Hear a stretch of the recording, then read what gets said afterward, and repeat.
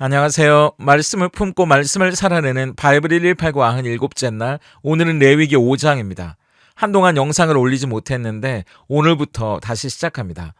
5장은 크게 두 부분으로 나뉘는데요. 우선 1절부터 13절까지는 4장에서 살펴봤던 속죄제에 대한 부연 설명입니다.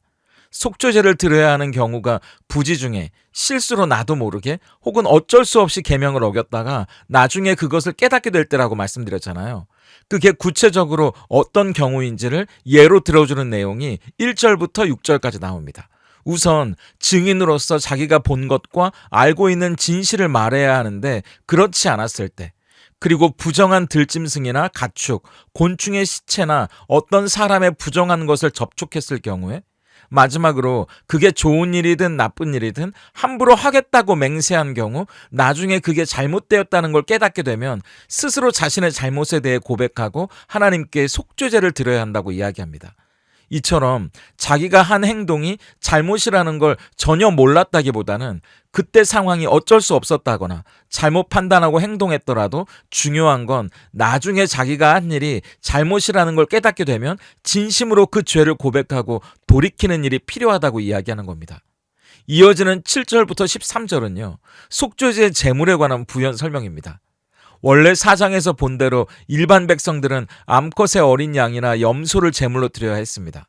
하지만 5장에는 거기에 추가적인 설명을 하는데요. 만약 암컷의 어린 양이나 염소를 제물로 드리기에도 가난한 사람이 있다면 산비둘기나 집비둘기 새끼를 드려도 괜찮다고 이야기해요.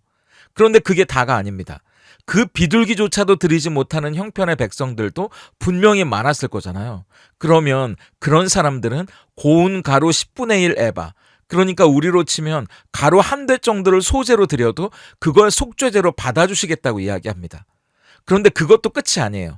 하나님은 가난한 자들도 자신들의 죄를 해결해야 하기 때문에 보통 소재를 드릴 때는 곡식가루와 기름, 유향을 함께 드렸는데 이 속죄제로 드리는 소재의 경우에는 값이 나가는 기름이나 유향은 생략해도 된다고까지 이야기해 주십니다. 이쯤 되면 정말 하나님은 세심한 배려를 통해 가난하고 연약한 자들을 품어주시고 그들을 긍휼히 여기시고 사랑하시는 분이라는 걸 더더욱 느낄 수밖에 없는 거죠.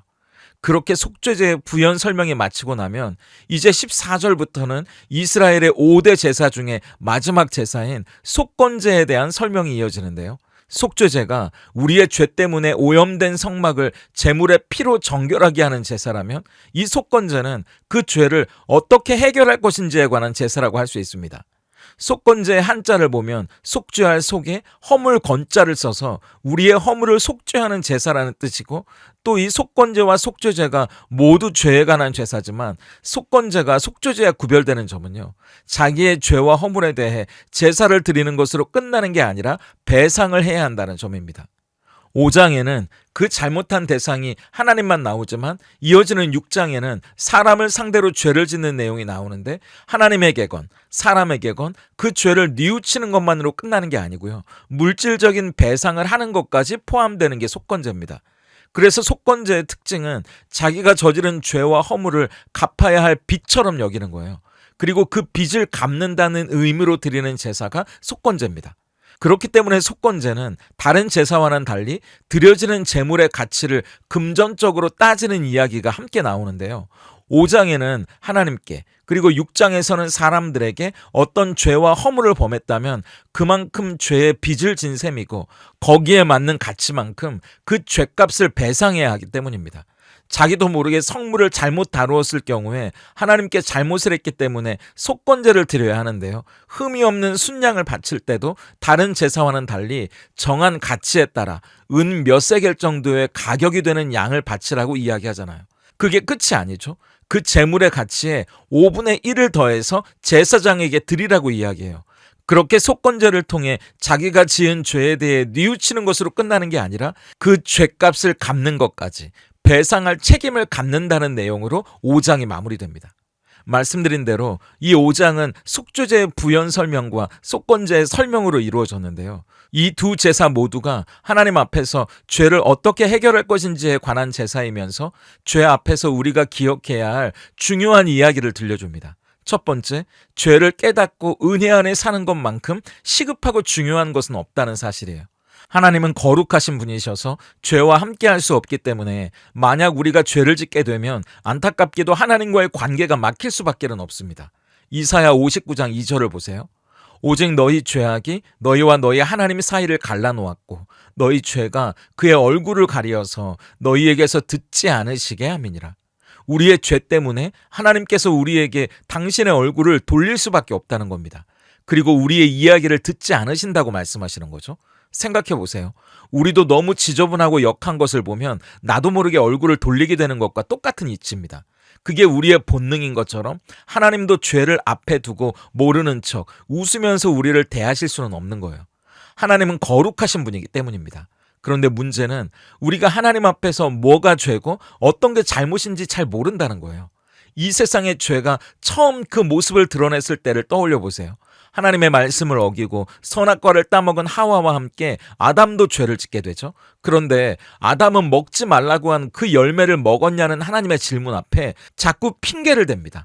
나중에는 하나님이 공연히 여자를 만들어주시는 바람에 이런 일이 일어난 거 아니냐고 그 책임을 하나님께까지 돌리려고 하잖아요. 자기가 뭘 잘못했는지 잘 모릅니다. 이게 아담뿐이겠어요? 우리는 모두 자기 잘못과 허물 앞에서 솔직해진다는 것이 참 힘든 것 같아요. 내가 한 말과 행동이 잘못이고 죄라는 것도 잘 느끼지 못합니다. 그런 우리에게 하나님은 이 5장에서 무엇이 죄인지, 무엇이 허물인지 하나씩 설명해 주시는 겁니다. 1절을 보세요. 만일 누구든지 저주하는 소리를 듣고서도 증인이 되어 그가 본 것이나 알고 있는 것을 알리지 아니하면 그는 자기의 죄를 져야 할 것이요 그 허물이 그에게로 돌아갈 것이며 어떤 사건의 증인이 돼서 자기가 본 거나 알고 있는 걸 사실대로 증언하지 않으면 그게 죄가 되고 결국에는 자기가 책임을 져야 할 거라고 말씀하십니다. 그리고 이어서 부정한 것들에 나도 모르게 접촉했더라도 그건 잘못이라는 걸 얘기해 주시고요. 또 자기 입으로 헛된 맹세를 하는 일도 그건 잘못된 거라고 뭐가 잘못이고 어떤 게 죄인지 이렇게 하나씩 예를 들어 말씀해 주시는 거예요. 우리 스스로가 뭐가 죄인지 어떤 것이 하나님이 기뻐하시지 않는 건지 깨닫는 것이 중요하다고 가르쳐 주시는 겁니다. 그리고 이어서 하나님 앞에 드릴 속죄 제물에 대해서도 이야기해 주시는데요. 일반 백성들은 어린 양이나 염소를 드리게 되잖아요. 그런데 아까 말씀드린 것처럼 그 양이나 염소를 드리는 것도 힘에 부치고 가난한 사람이 있을 수 있지 않습니까? 그럼 그 사람들은 자기 죄를 해결하지 못하는 거 아닙니까? 그런 사람들을 위해서 하나님은 7절과 같이 이야기해 주세요. 만일 그의 힘이 어린 양을 바치는 데에 미치지 못하면 그가 지은 죄를 속죄하기 위하여 산비둘기 2마리나 집비둘기 새끼 2마리를 여호와께 가져가되 하나는 속죄 제물을 삼고 하나는 번제물을 삼아. 양이나 염소를 잡을 형편이 안 되는 사람은 비둘기를 바쳐도 그걸 제물로 인정해 주신다는 겁니다. 그런데 그 비둘기조차도 드릴 형편이 어려운 사람들이 있잖아요. 그럼 그 사람들을 위해서는 11절과 같이도 이야기해 주시는 거예요. 만일 그의 손이 산비둘기 2마리나 집비둘기 2마리에도 미치지 못하면 그의 범죄로 말미암아 고운 가루 10분의 1 에바를 예물로 가져다가 속죄 제물로 드리되 이는 속죄제인즉 그 위에 기름을 붓지 말며 유향을 놓지 말고. 비둘기조차도 드리기 어려운 사람들은 속죄제로 곡식의 가루, 그러니까 짐승을 잡아 태우는 화제가 아니라 곡식가루로 드리는 소제를 드려도 하나님이 그걸 받아주시겠다고 말씀하시는 겁니다. 드려도 되고 안 드려도 되는 제사가 아니라 이 속죄제는 무조건 드려야 하는 제사이기 때문에 어떻게든 자기 죄를 해결할 수 있도록 하나님이 방법을 만들어주시는 거예요. 그만큼 우리의 인생 가운데 죄를 해결하고 산다는 건 가난한 사람이든 부자이든 그의 인생에 가장 중요한 일이기 때문입니다. 하나님은 우리에게 가장 중요한 건 모두가 값없이 누릴 수 있게 해주시잖아요. 공기나 물처럼 우리가 생존하는 데 필요한 건 그냥 주시는 것처럼 말이죠. 죄를 해결하는 것도 마찬가지입니다. 부자인 사람만 죄를 해결할 수 있는 권리를 갖는 게 아니에요. 각자의 형편에 따라 누구든지 자기 죄를 하나님의 은혜 안에서 용서받을 수 있게 해주시는 겁니다. 그게 우리가 살아가는데 가장 중요하고 시급한 일이기 때문이에요. 어떤 게 죄인지, 죄가 뭔지도 모르는 삶, 그래서 하나님과의 관계가 꽉 막혀버린 답답한 삶을 살아간다면 그것만큼 억울한 삶이 어디 있겠어요. 그래서 누구라도 하나님 앞에서 자기의 죄를 해결하고 더 이상 죄 안에 사는 게 아니라 하나님의 은혜 안에 살아갈 수 있게 해주셨다면 우리도 우리 인생의 그 죄의 문제를 해결하는 것이 가장 중요하다는 것을 알아야 합니다. 그리고 더 이상 죄 안에 살아가는 것이 아니라 하나님의 은혜 안에 살아간다는 것이 가장 중요한 일이라는 것을 알고 우리의 잘못을 돌아보고 하나님의 은혜 앞에 나아가는 것이 가장 중요하다는 것을 알아야 한다는 거죠. 그리고 두 번째는 예수님이 우리 죄의 빚을 대신 갚아주셨다는 사실입니다. 속건제는 우리가 죄를 짓는다는 것이 하나님께 빚을 지는 것과 같아서 반드시 그 빚을 갚아야 한다는 걸 가르쳐 준다고 했잖아요. 그래서 하나님과 사람들에게 끼친 손해를 배상해야 할 책임이 있음을 보여준다고 말씀드렸죠. 17절을 세 번역으로 보세요. 나 주가 하지 말라고 명한 것 가운데서 어떤 것을 하여 잘못을 저질렀으면 비록 그가 그것이 금주된 것인 줄을 몰랐다고 하더라도 그에게는 허물이 있다. 그는 자기가 저지른 악행의 결과에 대해 책임을 져야 한다. 책임을 져야 한다고 말씀하십니다. 그리고 마지막 절인 19절도 보세요. 이것이 속건 제사이다. 그는 주를 거역하였으니 이 일에 책임을 져야 한다. 성경은 계속해서 우리가 지은 죄의 빚을 갚아야 할 책임이 있다고 반복적으로 이야기하는 거예요. 우리가 지은 죄는 그냥 적당히 말로 때우거나 미안한 표정을 짓는 것으로 끝나는 해프닝이 아니기 때문이에요. 뉴스를 보다 보면 유흥을 즐기고 음주운전을 하다가 사람을 치워 죽게 만든 이야기들을 종종 접하게 되잖아요. 더구나 그렇게 어이없는 사고로 죽게 된 그분이 건실하게 살아가려고 애쓰던 가장이었고 그에게 아내와 아이가 있었다는 이야기를 들으면 술을 마시고 운전대를 잡았다가 누군가를 치워 죽인 그 사람에게 우리에게는 분노가 일어납니다. 그냥 미안해하고 말기엔 그저 술을 마시고 나도 모르게 벌어진 해프닝이라고 머리를 극적이고 끝나기에는 엄청난 결과를 불러오는 잘못이기 때문입니다. 우리가 짓는 죄도 마찬가지예요. 오죽하면 성경은 우리 죄의 삭은 사망이라고, 죄로 치러야 할 대가가 죽음이라고 이야기하겠어요. 그런데도 우리는 우리가 짓고 있는 죄가 어떤 잘못인지조차 모를 뿐더러 거기에 대해 책임조차도 제대로 지지 못하는 것이 사실입니다. 그렇기 때문에 정확히 말하면 우리가 짓고 있는 죄, 그래서 쌓아놓은 빚 때문에 이미 우리는 파산 상태예요. 지금은 잘 사는 것 같지만 나중에 그 대가를 치를 때가 온다는 게 솔직히 우리를 두렵고 불안하게 만든다는 겁니다. 그런데 우리가 갚아야 할 빚을 대신 갚아주시는 분이 있다고 성경은 우리에게 이야기해요. 골로새서 2장 13절과 14절을 보세요. 또 범죄와 육체의 무할례로 죽었던 너희를 하나님이 그와 함께 살리시고 우리의 모든 죄를 사하시고 우리를 거스르고 불리하게 만드는 법조문으로 쓴 증서를 지우시고 제하여 버리사 십자가에 못 박으시고, 하나님이 우리 죄를 용서하시고 법조문 증서를 지우셨다고 말씀하시는데요. 이 증서는 헬라어로 보면 우리의 빈문서를 지우셨다는 말입니다. 하나님께 지은 죄와 잘못의 빈문서를 십자가에 못 박아서 폐기하셨다는 거예요. 어떻게 이런 일이 가능했을까요? 우리가 너무나 잘 아는 이사야 53장 5절을 보세요. 그가 찔림은 우리의 허물 때문이요 그가 상함은 우리의 죄악 때문이라. 그가 징계를 받음으로 우리가 평화를 누리고 그가 채찍에 맞음으로 우리는 나음을 받았도다. 예수님이 우리의 죄와 허물을 대신 받으시고 찔리고 상하고 채찍에 맞으셨기 때문입니다. 그분이 자기의 생명으로 우리의 빚을 다 갚아주신 거예요. 그래서 우리 빈문서가 그 십자가에서 무효 처리가 됐다는 겁니다. 그래서 이어지는 이사야 53장 10절은 그 사실을 이렇게 명확하게 보여줍니다. 여호와께서 그에게 상함을 받게 하시기를 원하사 질고를 당하게 하셨은즉 그의 영혼을 속건 제물로 드리기에 이르면 그가 씨를 보게 되며 그의 날은 길 것이요 또 그의 손으로 여호와께서 기뻐하시는 뜻을 성취하리로다. 예수님이 속건 제물로 드려주셨다는 겁니다. 십자가는 속건제였고 예수님이 속건제의 제물이 되셨다는 거예요. 우리의 죄를 대신 갚아주신 십자가였다는 거죠. 이런 이야기를 책에서 읽은 기억이 나는데요. 만약 우리가 보증을 잘못 써서 파산을 했다고 생각해 보세요. 거기다 빚을 갚지 않으면 지금 살고 있는 집이 꼼짝없이 경매로 넘어가는 겁니다.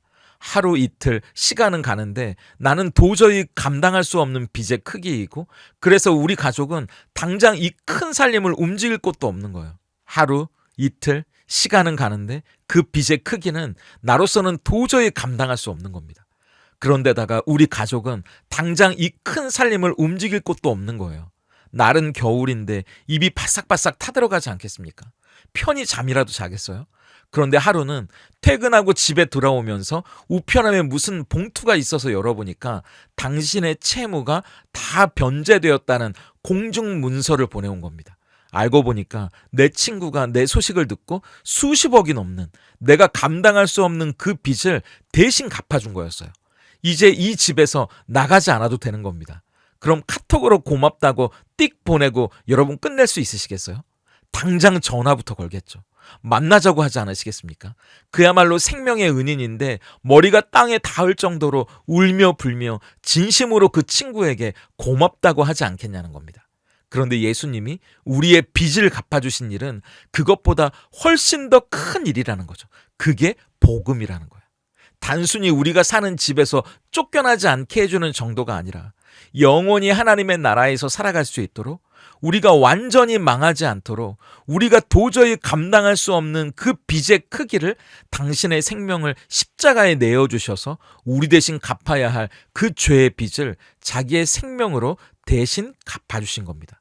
그렇다면 우리 안에 그 감격과 감사와 감탄이 살아있어야 하지 않겠냐고 그 책에서는 이야기하더라고요. 예수님이 친히 속건 제물이 되셔서 우리가 지은 죄의 빚을 당신의 생명으로 대신 갚아주셨습니다.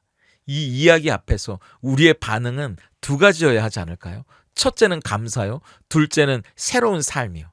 가장 시급하고 중요한 죄의 빚. 하지만 우리가 도저히 감당할 수 없는 그 채무를 예수님이 당신의 생명으로 십자가에서 대신 갚아주셨다면 그것만큼 감사한 일은 없는 거니까요.